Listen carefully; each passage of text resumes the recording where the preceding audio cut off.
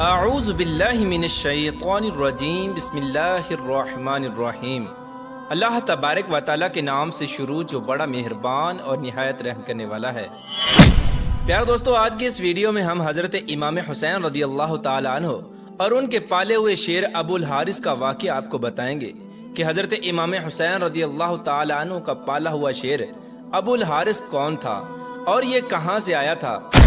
اور اس نے کس طرح 10 محرم الحرام کو حضرت امام حسین رضی اللہ تعالی عنہ کی شہادت کے بعد حضرت امام حسین رضی اللہ تعالی عنہ کی حفاظت فرمائی، اور جب حضرت امام حسین رضی اللہ تعالی عنہ کے پالے ہوئے شیر کو 10 محرم الحرام کو حضرت امام حسین رضی اللہ تعالی عنہ کی شہادت کی خبر ملی تو حضرت امام حسین رضی اللہ تعالی عنہ کے پالے ہوئے شیر نے یزیدیوں کے ساتھ کیا سلوک کیا اور کس طرح حضرت امام حسین رضی اللہ تعالی عنہ سے اپنی محبت کا اظہار کیا۔ پیارے دوستو، اس ایمان افروز واقعے کو سننے کے لیے آپ سے ہماری یہ گزارش ہے کہ آپ ہماری اس ویڈیو کو اینڈ تک ضرور دیکھیے گا۔ پیارے دوستو، روایات میں آتا ہے کہ حضرت امام حسین رضی اللہ تعالی عنہ نے اپنے بچپن میں ایک شیر کو پالا تھا جس کا نام ابو الحارث تھا۔ ابو الحارث عربی کے اندر شیر کو کہا جاتا ہے۔ یہ شیر بچپن میں حضرت امام حسین رضی اللہ تعالی عنہ کے پاس کیسے آیا، اس کے متعلق روایات میں آتا ہے کہ ایک مرتبہ حضرت علی المرتضیٰ شیر خدا رضی اللہ تعالی عنہ ایک مقام پر کھڑے ہو کر خطبہ ارشاد فرما رہے تھے کہ اسی دوران چند لوگ دوڑتے ہوئے حضرت علی رضی اللہ تعالی عنہ کی خدمت میں حاضر ہوئے۔ جب حضرت علی رضی اللہ تعالی عنہ نے ان سے پوچھا تو ان لوگوں نے بتایا کہ ایک شیر دوڑتا ہوا آپ کے پاس آ رہا ہے۔ ان لوگوں کی یہ بات سن کر حضرت علی رضی اللہ تعالی عنہ فرمانے لگے کہ تم لوگ بیٹھ جاؤ، یہ شیر تم لوگوں کو کچھ نقصان نہیں دے گا۔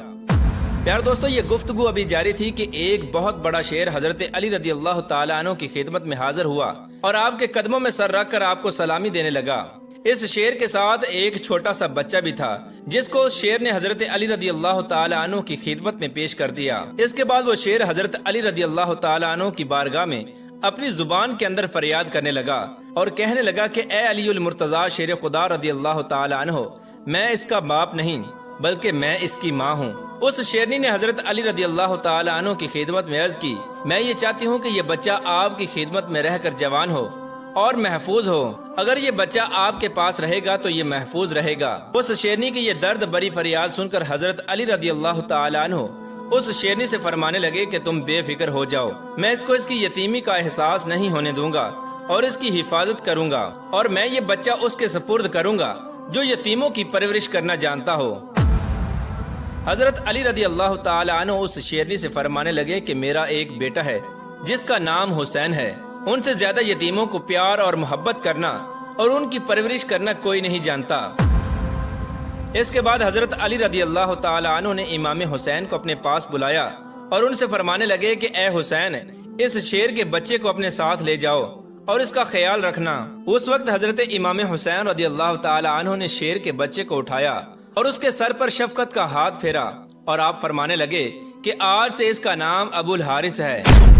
اس کے بعد حضرت امام حسین اور اس شیر کے بچے کے درمیان ایسی دوستی ہوئی کہ وہ شیر کا بچہ ہر وقت امام حسین رضی اللہ تعالی عنہ کے ساتھ رہتا تھا۔ اس شیر کے بچے کو حضرت امام حسین رضی اللہ تعالی عنہ سے بے انتہا محبت اور عقیدت تھی۔ جب یہ شیر کا بچہ بڑا اور جوان ہو گیا تو اس وقت کچھ لوگ حضرت علی رضی اللہ تعالی عنہ کی خدمت میں حاضر ہوئے اور حضرت علی رضی اللہ تعالی عنہ کی بارگاہ میں عرض کرنے لگے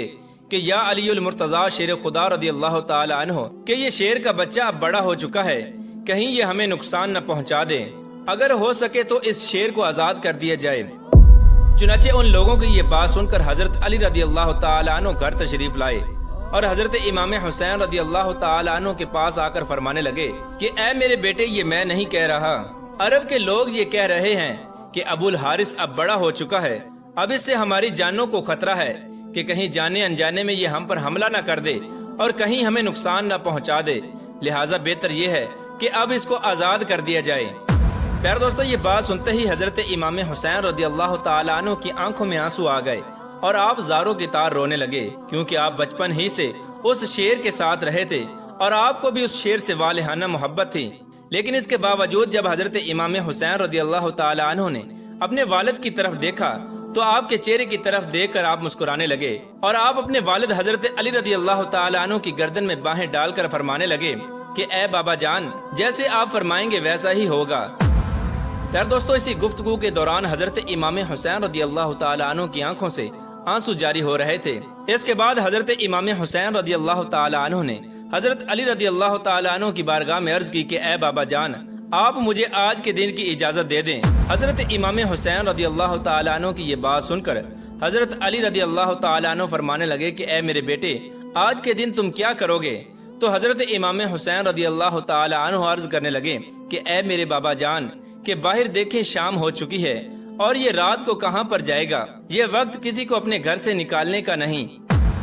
چنانچہ حضرت علی رضی اللہ تعالی عنہ نے حضرت امام حسین کو سینے سے لگایا اور ان کو ایک رات کی مہلت دے دی۔ پیارے دوستو، جب رات کو تہجد کا وقت شروع ہوا تو حضرت امام حسین رضی اللہ تعالی عنہ کھانا لے کر ابو الحارث کے پاس پہنچے۔ یہ منظر دیکھ کر ابو الحارث حضرت امام حسین رضی اللہ تعالی عنہ کی بارگاہ میں عرض کرنے لگا، اے مولا آج اتنی جلدی کھانا لانے کی وجہ کیا ہے؟ اس وقت حضرت امام حسین رضی اللہ تعالی عنہ نے ساری بات ابو الحارث کو بتائی۔ حضرت امام حسین رضی اللہ تعالی عنہ کی یہ بات سن کر ابو الحارث حضرت امام حسین رضی اللہ تعالی عنہ کی بارگاہ میں عرض کرنے لگا کہ ٹھیک ہے مولا، جیسے آپ کا حکم، میں یہاں سے چلا جاتا ہوں، لیکن میری ایک شرط ہے۔ تو حضرت امام حسین رضی اللہ تعالی عنہ ابو الحارث سے پوچھنے لگے کہ وہ شرط کیا ہے؟ تو ابو الحارث عرض کرنے لگا، میں یہ چاہتا ہوں کہ میری زندگی میں آپ سے ایک مرتبہ دوبارہ ملاقات ضرور ہو۔ پیارے دوستو، روایات میں آتا ہے کہ حضرت امام حسین رضی اللہ تعالی عنہ نے اس شعر سے فرمایا کہ یہ تاریخ یاد رکھنا، 10 محرم الحرام 61 ہجری کو میدان کربلا کے ٹیلے سے تمہیں ایک آواز آئے گی، بس تم اس آواز کو سنتے ہی چلے آنا، اس وقت تمہاری مجھ سے ملاقات ہو جائے گی۔ اس وقت ابو الحارث عرض کرنے لگا کہ اے میرے مولا مجھ کو آواز کون دے گا، آپ یا آپ کے بھائی؟ اس وقت امام حسین رونے لگے اور ابو الحارث سے فرمانے لگے کہ اس وقت تمہیں میری 4 سال کی بیٹی سکینہ یا اماں فضا آواز دیں گی۔ پیار دوستو، آج بھی میدان کربلا میں وہ مقام موجود ہے جہاں پر 10 محرم الحرام کو کھڑے ہو کر حضرت فضا رضی اللہ تعالی عنہ نے اس شیر کو آواز دی تھی۔ پیار دوستو، اس کے بعد حضرت امام حسین رضی اللہ تعالی عنہ نے ابو الحارث کو آزاد کر دیا اور آپ رضی اللہ تعالی عنہ ابو الحارث سے فرمانے لگے تم ملک عراق میں چلے جاؤ، وہاں پر نینوا کا ایک جنگل ہے، اس جنگل کا بادشاہ شیر مر چکا ہے، تم وہاں پر چلے جاؤ اور وہاں جا کر بادشاہی کرو۔ پیارے دوستو، اس طرح ابو الحارث حضرت امام حسین رضی اللہ تعالی عنہ کا حکم مان کر وہاں سے روانہ ہو گیا۔ پیارے دوستو، جب وہ وقت آیا کہ جب 10 محرم الحرام کو عاشورہ کی شام کو حضرت امام حسین رضی اللہ تعالی عنہ کو شہید کر دیا گیا اور میدان کربلا کے اندر ایک شور و غل مچ گیا۔ جب یزیدیوں نے حضرت امام حسین رضی اللہ تعالی عنہ کو شہید کر دیا تو ان کی شہادت کے بعد عمر ابن سعد لعین کہنے لگا کہ حضرت امام حسین رضی اللہ تعالی عنہ کی لاش کو معاذ اللہ پامال کیا جائے اور ان کے جسم مبارک پر گھوڑوں کو دوڑا دیا جائے۔ یزیدیوں کی یہ بات سن کر اہل حرم میں قیامت برپا ہو گئی۔ جیسے ہی یہ اعلان ہوا تو حضرت فضا رضی اللہ تعالی عنہ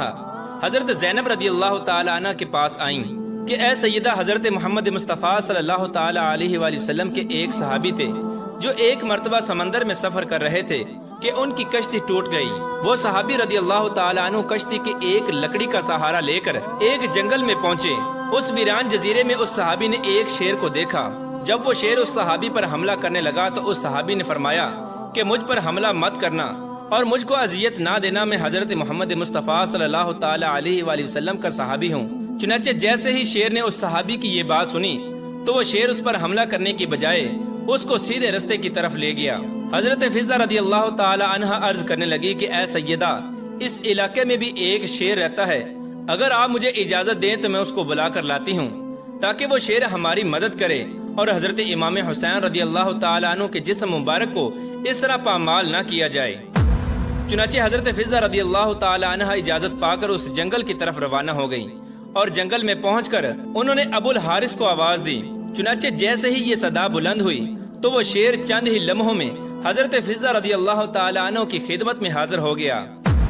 چنانچہ حضرت فضا رضی اللہ تعالی عنہ نے ابو الحارث شیر کو سارا واقعہ بیان کیا اور آپ رضی اللہ تعالی عنہ فرمانے لگی کہ اب یہ یزیدی ظالم حضرت امام حسین رضی اللہ تعالی عنہ کے جسم مبارک کو پامال کرنا چاہتے ہیں اور ان کے جسم مبارک پر گھوڑوں کو دوڑانا چاہتے ہیں۔ حضرت فضہ رضی اللہ تعالی عنہ کی یہ بات سن کر وہ شیر میدان کربلا کی طرف دوڑا اور حضرت امام حسین رضی اللہ تعالی عنہ کے جسم اطہر کو پہچان کر ان کے قریب آ کر بیٹھ گیا